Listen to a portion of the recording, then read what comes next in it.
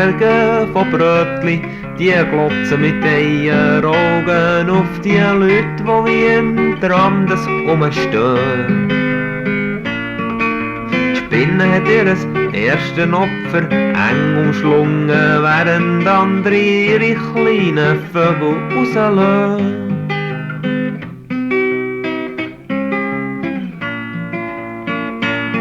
Der Rauch zeichnet violette Muster in die stickige, vollgeschwätzte Luft.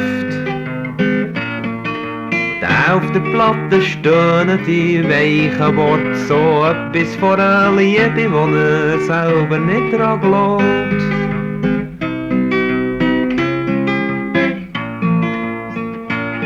Ich treibe von Glas zu Glas, von Stuhl zu Stuhl, und bin der Einzige, der zum Plausch nichts beiträgt.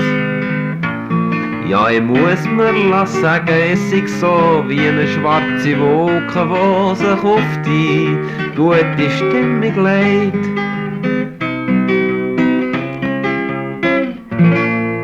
Ich mag nicht nach Beruf und Wohnort fragen, die anderen mit vollen Witzen plagen. Ich hab keine Bekannten, ich hab nicht mal Feuer und keine allgemein interessanten Abenteuer. Ich hab nichts zu sagen, nein, ich hab gar nichts zu sagen, für euch bin ich leer. Ich hab nichts zu sagen, wo nicht so offensichtlich ein Vorwand wäre.